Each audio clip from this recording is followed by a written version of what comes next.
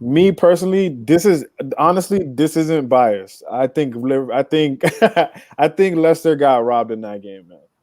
That's a soft penalty to give in that moment. I think it's a very soft penalty to give away right there, especially at the end of the game. James Maddison again showing up big. Kid is big time, man. I'm telling you, kid's big time. But as far as the controversy, I mean, and they reviewed it, and still like, I don't know, man. It's just like, because it's so like the way that they call this stuff is so subjective. It's like, does he give a penalty 15 minutes into the game for that? You know what I'm saying? Does he give a penalty like it? And it's just, I don't know. They got robbed, man. In my view, they got robbed. I think that should have been a draw. They didn't deserve to leave that game with nothing, is what I mean. So, VAR. I mean, the letter of the law has to be worked around, because we're seeing so many instances where VAR has not worked, and this is another one of those instances. Find me someone who says it isn't a soft penalty. That is not a Liverpool fan. All Liverpool fans are going to say it is a penalty. Right, exactly. But find me someone who says that it isn't a soft penalty. And I mean, everyone will say, again, I don't know what VAR is doing. It's been interpreted so many ways. It has to be fixed. That's just my issue. If you're starting to use it, it should be used in the right way. It's been used okay. The 2 World Cups we saw VAR was used perfectly. I don't know what the difference was between Russia and France World Cups for the men and women versus the leagues around the world. Every league has had its trouble with VAR. I have so much to say about VAR, but that's another episode in itself. We'll do a whole episode on VAR. I mean, I could take so many clips where VAR has been wrong, and I can tell you, look, whatever the refs are seeing, why don't you tell the ref, hey, go look at it on the monitor yourself? You have every camera angle in the world that we don't see. So, but I just kind of want to be clear. Like, we're not saying that like there wasn't contact on there. There definitely contact, but is it enough for him to be, you know what I'm saying? Is it enough to give a penalty in that situation? I mean, people get contacted in the box a lot.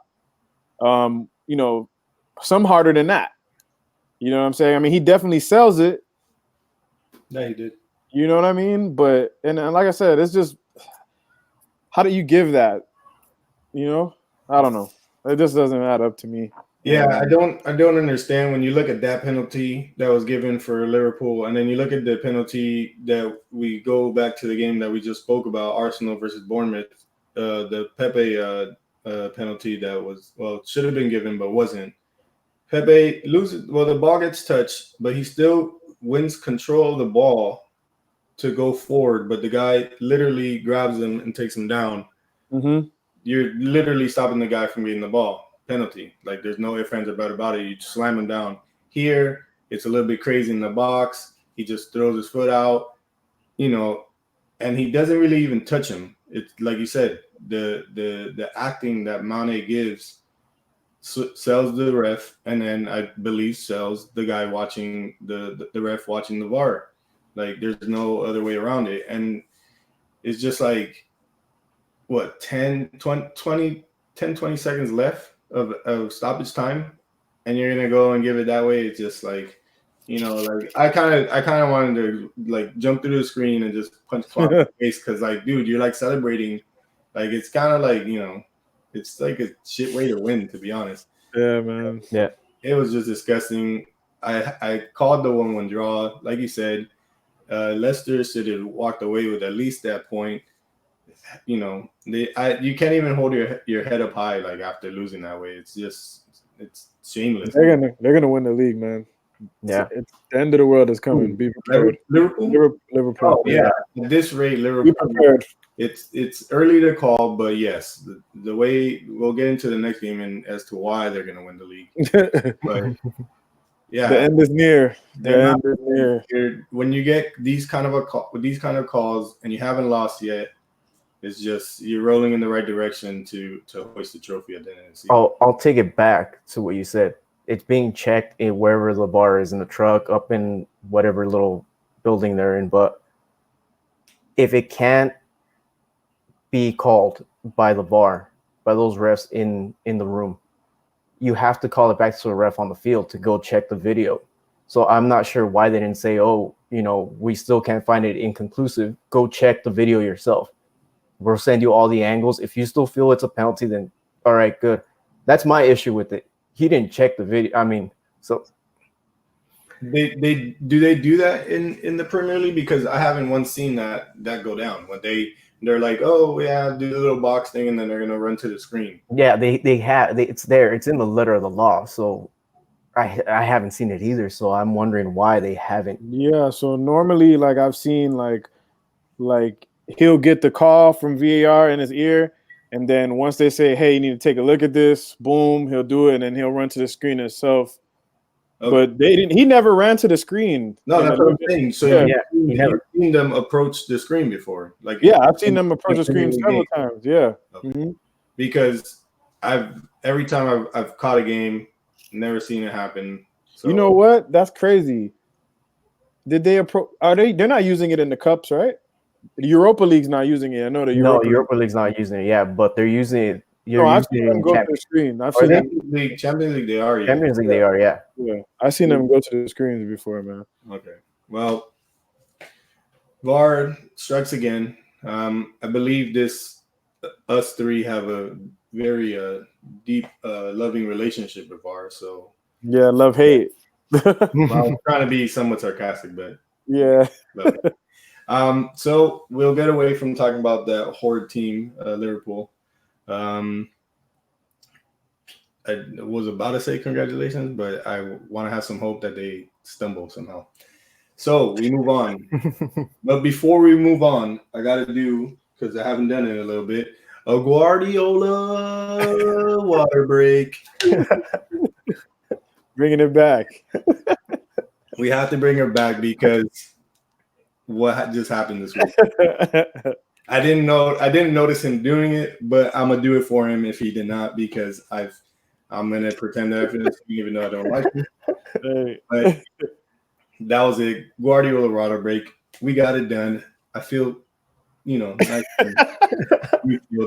Man City gets shocked at the Ethiad. Nobody saw it coming. I did. I called it. You actually did. You did call a 2-1 win, I believe. Yeah. From Wolves. Very close. We'll still give you the points on the imaginary table that we have here. And then, Wolves somehow, well, not somehow, because at the beginning of the game, it kind of was the same as the ending. A lot of breakaways, a lot of just straight counterattacking football. Raul Jimenez, the beast, has woken up. He's alive. He was incredible. He couldn't find the net in the first half. He tried. Ederson got a hand. Ederson did something. Raul Jimenez just wasn't his day. But in the second half, he turned it around and he fed Adama Traore twice for the 2-0 win. And the crazy thing about it was against the run of play all the time. Man City was just pounding their goal, trying to get a shot in. Aguero almost tied it after the first goal from Traore. It's good to see Wolves get a win. A big win. Big win. Big win. And it just a more boost to that first one than they got in match day 7. What do you guys got? What do you guys think? Like, is City? Oh, yeah. Is City done for? Like, do you see them dropping even more points, or is this a wake up call for them? Their defense isn't shored up, and that's the problem. Guardiola's making all of these changes to the defense, and I mean, when you lose Vincent Kompany, which is your pillar to your defense, and then who they lose afterwards to injury? Laporte, yeah. So without Laporte, so I mean, what do you have? You have Otamendi. I mean, Yeah, right there. Fernandinho. Fernandinho's playing there, and I forget who the other guy is. John Yeah. Stones. Is John Stones injured still? Or what? No, He just John doesn't play Stones, him. he's just not playing him. He's Yeah, not playing Was Stones. Kyle Walker not in the game? Kyle Walker was in there, he was there. and Cancelo was in there. But I mean, it's a really makeshift defense. So at this point, it's looking like Rodri going there was the wrong move for him when he should have stayed at Juventus. But man, they're gonna have to shore up the defense. If they don't shore up the defense, they're gonna drop points. And I'm not saying a lot of points, but they'll have a long way to go to catch up to Liverpool at this point. But yeah, good job to Wolves though. They broke that defense down, and that's all that mattered at the end of the day. I mean, but 18 shots on goal for City. They hit the post how many times? Like twice. Yeah. So, Off and the each one of they all had a chance, and yet they couldn't. And Rui Patricio made some great saves. Some key saves. Mhm. At the same time, yeah. I would say, Justin, you inspired me. Well, at least this thought. Fernandinho is done. He does not have what it takes. Guardiola is kind of like Guardiola has he has like the Zidane condition where he sticks to these players that have gotten him titles or just great games and all this stuff, and he sticks with them through thick and thin. And Fernandinho is one of those. Fernandinho was like a centerpiece to his center defensive midfield, and so he feels like, oh, he could do this. He could play center back, and Raul Jimenez basically told him, "Get off me, my guy! Like That's the thing. you're That's the too thing. slow. You don't have what it takes anymore. You're done. You're done. Like I'm basically showing the Premier League, like this is how you beat Man City." And that's the thing about it too. Not only is he done, but he's playing him as center back. So like he's finished and he's playing him as center back in the Premier League of all places. And then I think it's more of like Guardiola kind of being a victim of his own success because he's done that before where he's put like a defensive midfielder at center back and he's got results like that. So he's like, nah, we're just gonna, you know what I mean? And we'll throw Fernandinho in there and next to Otamendi, who's also not very good, you know, saying defending, and we're gonna make things happen. And for me, Guardiola's teams have always had that weakness on the break. The only they're just so hard to actually get opportunities like that you never really see it. But you can they're exposed, man. They're exposed on that counter. Traore is running at them like a tank constantly. Yeah, freaking Jimenez running at them. Every time on the break, like you said, against the run of play, all that crazy ass passing, if it amounts to nothing, if you can string one or two and get on the break, that's where you can beat them. And Wolves proved that because both goals were scored the same way. The same way. So, and Real Jimenez just that control. The speed. Yes, the sauce. What I like to call it, like sauce. He was like, basically what he did to Fernandinho. He's like, yo, eat this up really quick because. Then Traore, man, Fernandinho tried to slide tackle him at the end. He just slotted that. So Guardiola has met the end. He kind of has this issue, or he's had this issue where he has all this success, and then slowly but surely his what do you call it? His recipe to success just doesn't work anymore, and it slowly dwindles down to him just not having good seasons. You saw it at Barca. You saw it at Bayern, and now you're witnessing it at Manchester City. It's kind of like the Mourinho effect. Mourinho has a great third season effect, and then the third season is just all hell breaks loose. He's off at everybody, or for some reason he doesn't like you anymore, and you're benched, and then he hates the media and he hates. Still one of my favorite managers. Dude is a great guy, but that's why I just can't. I wouldn't want him as a manager again. It's just these coaches. They have this thing where they do good and then they just slowly decline. And I don't think the wheels are like falling off at City or anything. I don't know. I just think, I mean, I think he's just coming down. Like you said, I mean, everybody, I think is catching up to him, and the intensity that he likes to play is starting to. I think it's just starting to catch up because they play a lot of the high octane football, bro. See, I think his time at Barca was his best because he had the greatest players in the world. Right. We saw because he could not do shit at Bayern. Yeah, but he still had players. He had players that could win. Couldn't win Champions League. You could win Bundesliga day in and day out, but he can't reach the top. Same here. He can win everything. When it matters, he can't win it all. So what is really the formula? Is it the players or is it him at the end of the day? So, I mean, it's really a toss-up. To me, his time at Barca is probably the best. He left when he should have left, but you can't replicate it. It's the whole Conte thing. You can win the league, but you can't win the Champions League. Your European nights just suck. Yeah, and then I feel like he's gonna like he got the easy group again, so he'll get through, and then he'll meet his match, and then he's probably we'll see how they are in that part, like when it comes down to that part of the season, what it's looking like for him in the Premier League. But so far through 8 match days, you already lost 2 games to teams you should have beat. And this time you didn't even score a goal against Norwich. You kind of had a chance to at least walk away with another point. Here, you're chasing the game with we're like barely even 3 minutes left in the game. And possession just goes to show it doesn't win it all the time. So what is the table looking like? Okay, I got it right here. So that was quick. Liverpool is in first, still undefeated through 8 match days, and they sit with 24 points. Manchester City, 5-1-2, sitting in second with 16. Arsenal is 4-3-1, sitting with 15 points. And Leicester dropped down from third to fourth, and they are 4-2-2 record, 14 points. Chelsea goes from 6th to 5th, and they're just like Leicester. They are 4-2-2 and have 14 points, and the same for Crystal Palace, sitting in 6th place.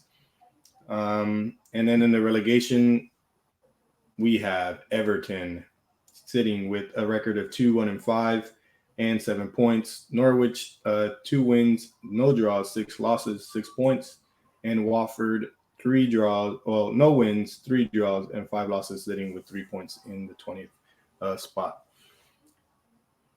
Table's looking kind of funky. The bottom half is wild. Yeah, it's like Salt Bay was just like throwing pepper and all like, hey man, have at it. So I got a couple questions that came to me the other day. I was bored at work, and what can you do except just dibble dabble in what's going on in the world of football? So Pochettino's still struggling at Tottenham. He loses big time to Bayern, then doesn't even show up this weekend with a 3-0 loss to Brighton. Levy, he says that Levy supports him. Let's say that is false. Can you see Pochettino being sacked before the end of the year? Yes. I don't know about. I mean, is he like not their most successful manager or anything like that? Like as far as games won, I know he hasn't won any trophies there, but as far as making them relevant, that's down to him. Yeah. Right. Yeah, it is. So what I'm trying to, like I told you guys earlier, I was like, I just don't think he wants to be there. Like I just don't think he wants to be there anymore. I don't think he's as happy with everything as he's portraying. It's possible, man. It's possible that he could. I don't know, because do I see him walking away is what I'm trying to think of. But to answer your question, I think he could be gone before the end of the season. I think it's a definite possibility. Okay. Yeah, I don't see him getting sacked, but I see him walking away more so. That locker room just doesn't want him anymore. And everyone's talking. And when the golden boy, Harry Kane, starts talking as well, that's kind of the golden boy. Yeah. It's your time to walk. He should have walked in the summer. That should have been it. He should have walked. The team should have got sold who they were going to sell and just rebuild at that point. Yeah.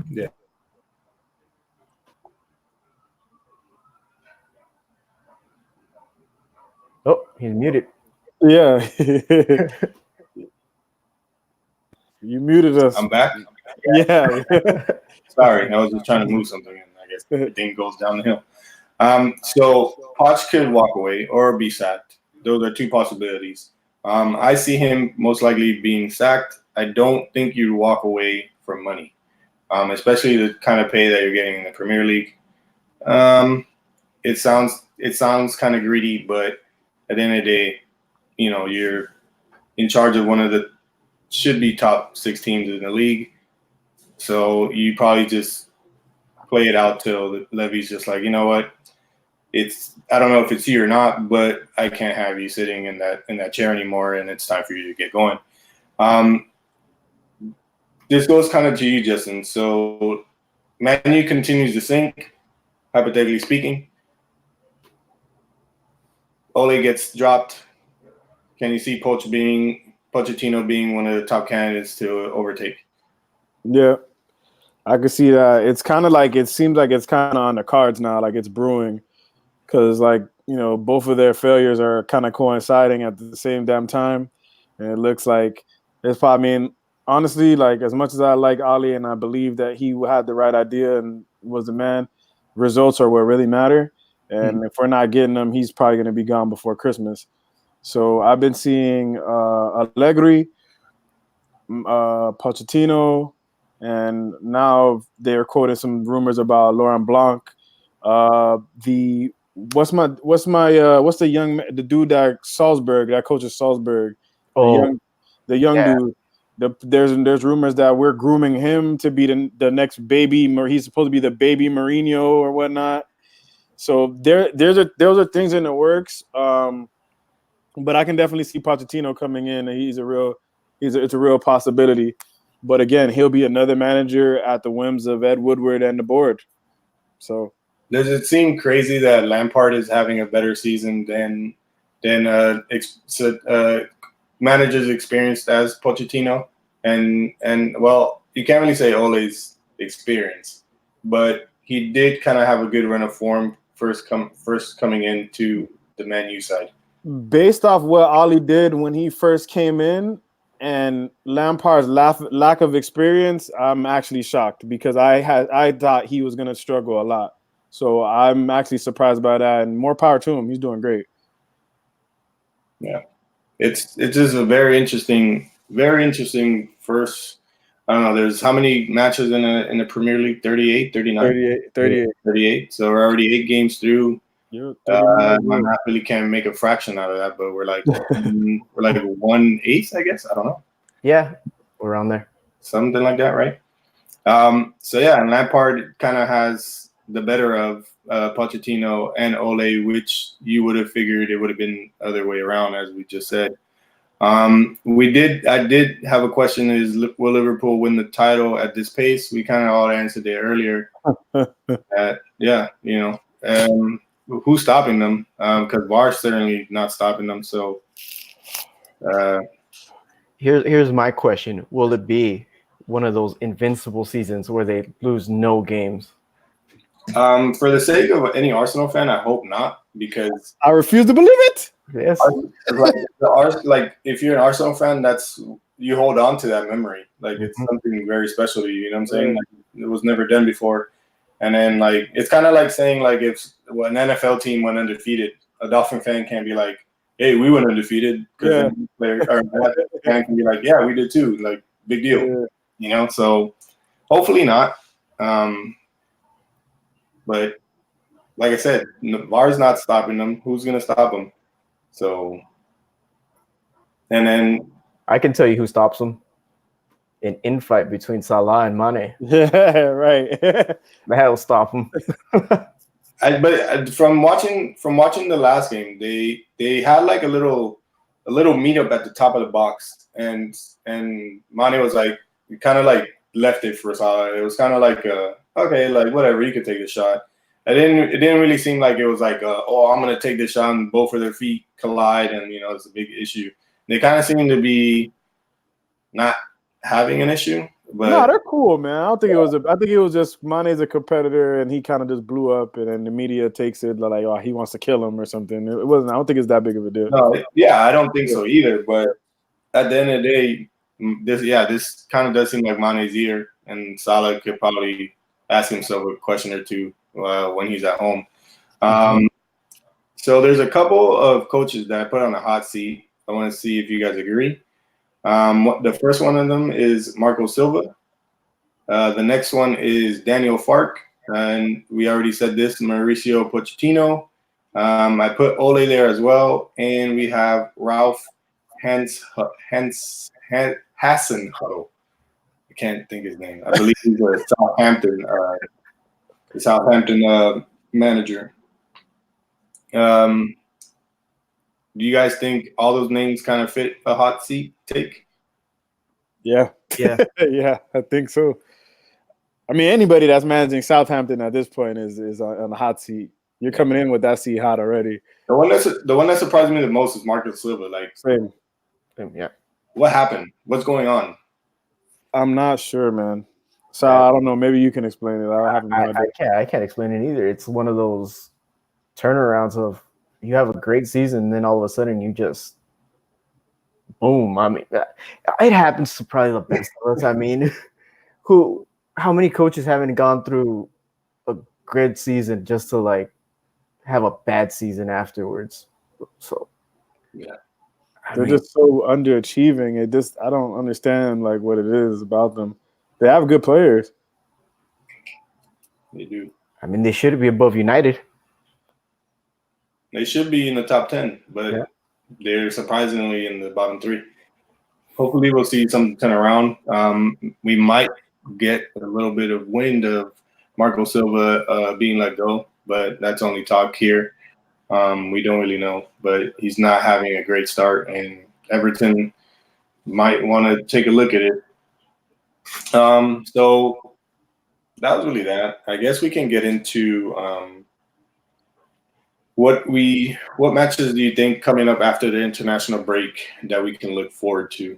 Right off the bat, I don't see any, but maybe something catches your guys' eyes. Want to do some predictions on those? I mean, I don't have nothing. Unless Palace can somehow win against City, then at that point you're kind of like the Liverpool-Manchester United game, one of the biggest, oldest rivalries in England. I'm so scared of that game that like I'd rather not even talk about it. I'm definitely gonna watch it, but I'm going to be shook. What's your fear about it going into that game? I just don't want to get routed at Old Trafford. I want to be able to. I want them to fight, and I want them to create chances. I want it to be a game. I want to go out swinging, and just the way that we've been playing. If we go in there like that. And the thing is that we've only conceded. That's the thing about it. We've only conceded 9 goals, so we haven't really. It's the defense is fine. We don't take our opportunities, and we're constantly under threat. We're gonna get scored on, and so I'm just worried, man. I just don't want to get. I just feel bad, bro. This is real bad. I just want to win. If you can give me a prediction, but I don't know. Okay. Oh, I got a prediction for you. Yeah. What's it gonna take? What scoreline would it take for Ole to get sacked if it was that game? 4-0, 3-0, 2-0, and we have no shots on goal as of sacking as well. What is the scoreline you would like to see, and then what is the scoreline you predict? The scoreline I would like to see 1-0. Okay. United. Dirty, scruffy game and a freaking 89th minute winner. It's Rashi. Okay, and then what is your actual prediction? 2-0. Two penalties to Liverpool that pissed me off. We have chances that we miss, and Liverpool scores a second one on a dumb penalty. Controversy all week. Ollie's on the hot seat. That's what's probably going to happen. But 1-0 is what I want to see. Okay. I'm gonna go with a 1-1 draw. That's like losing, bro. At this point, Well, yeah, but it's better than not. I'll take any type of points we can get. Exactly. That's what you should be saying. Man United has broken me. I'm broken. I'm a broken man. I'm gonna go 2-0 Liverpool. I can't. It's gonna be dumb. Something really dumb that's gonna happen. And I'm telling you, bro. I'm telling it's you. either Ashley Young is gonna give up some stupid penalty, God, Ashley Young. Or- I get no Salah. Jesus Christ. some breakthrough where they're gonna pull De Gea out, and boom, that's it. All right. So we have 2-0, 2-0, and I'll go with the draw. I feel like I'm always the oddball out, but hey, I kind of like that. I'll take it. That'll be my role here. So I guess the next game, I will just go with these two games because you guys are the BPL followers here. Arsenal and Sheffield United on Monday. Do you see a win? Well, actually, we already know there's a goal in the game because Pepe is definitely scoring. I'll say 2-1.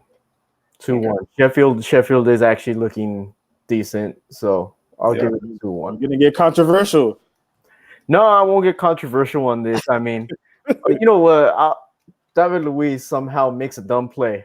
I'll give that to the man. He already did something good. He's due to give up 2 or 3 goals. Well, then I'm gonna get controversial. 1-0 Sheffield United. Ooh.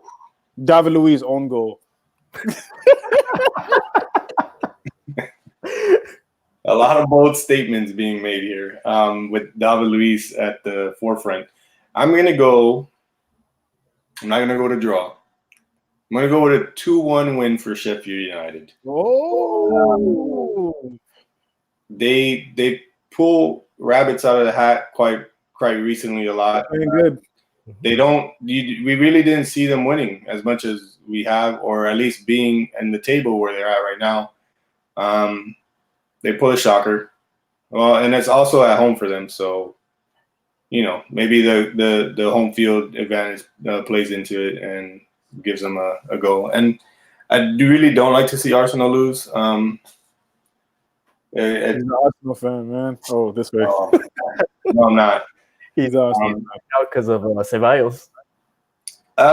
No, I back in the Thierry Henry days, it was interesting to watch them.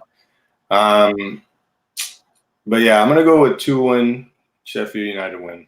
I gotta write that down before I forget. But yeah, so okay, really quick hot take. So we had a little bit of drama on the TL on Twitter today. I'm pretty sure you must know what I'm talking about. Wayne Rooney's wife. Yes. Wayne Rooney's wife. Yes, we're gonna get into this. Yes. I really want to do this. So I'll do it quick. this is special. Let's make it super interesting. Did Miss Vardy do what Wayne Rooney's wife basically called her out for? I'm totally team Colleen in this one, bro. Colleen Rooney. Yo, the effort that she put in for that sting operation, bro. Months. Sure, and then Colleen. Yes. And then Rooney, bro. Waza can't do nothing. That boy got a CIA agent. Listen. And then the way that she worded it was like, oh, it was Rebecca Vardy's account. And then Rebecca Vardy came out and was like, oh, blah, blah. You should have came and said something to me. A lot of people use my account. Yeah. You just told on yourself. It's you. The fact Rooney. The fact that she's like, oh, you should have told me something. I could have changed my password and seen if it was me or this and that. I was just like, my question is, how many people use your account? I mean, isn't it still supposed to be you?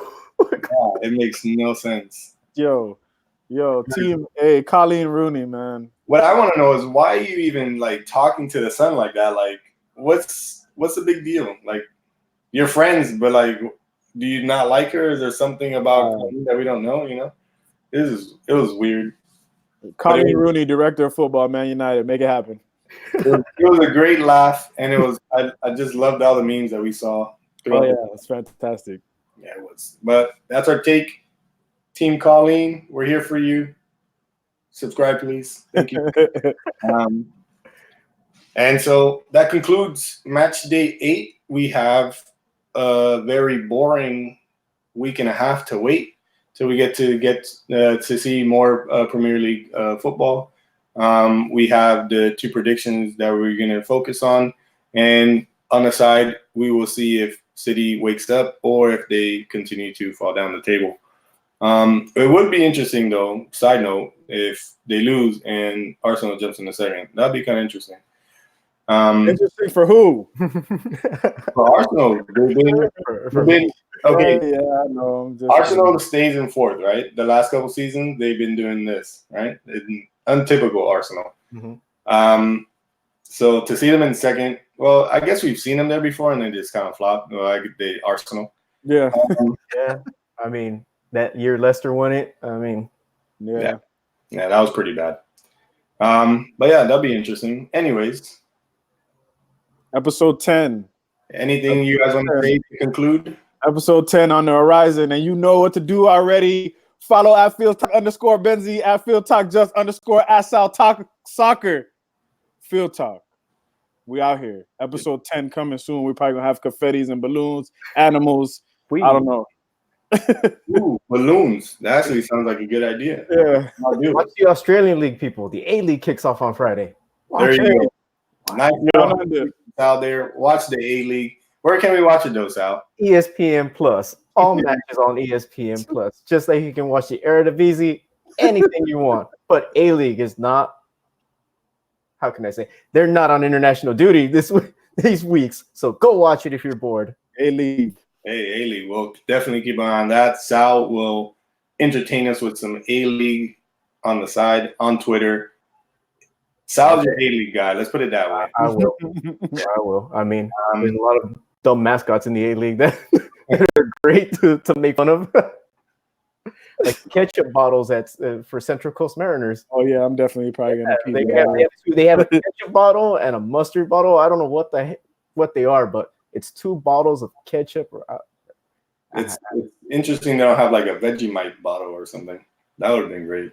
I mean, I wish Usain Bolt would have joined them when he had the chance. I think that would have been great for everybody in football. Usain Bolt just speeding down against some defenders. I wonder how many goals he would score. I would probably give him at least 10 in a season. Nah, man. Nah. He'd probably hit the ball over the post every time he'd be speeding like. Wow. I give him 10. I'm gonna go. Usain Bolt's the man. 10. Man, you guys are. Anyways, thank you guys for watching. If you made it this far, if you skimmed through it and this is where you stop, well, goodbye. It was great to have you. Subscribe, like, hit the notification. We will see you next Wednesday for the U.S. Recap against Cuba and Canada. It is the CONCACAF Nations Cup. Sorry about that. So hopefully we have good news. And we should probably hopefully have an update on Serginho Dest. So look forward to that. Until the next one, thank you, Sal, and thank you, Jess, for joining. We'll see you on the next one. Deuces.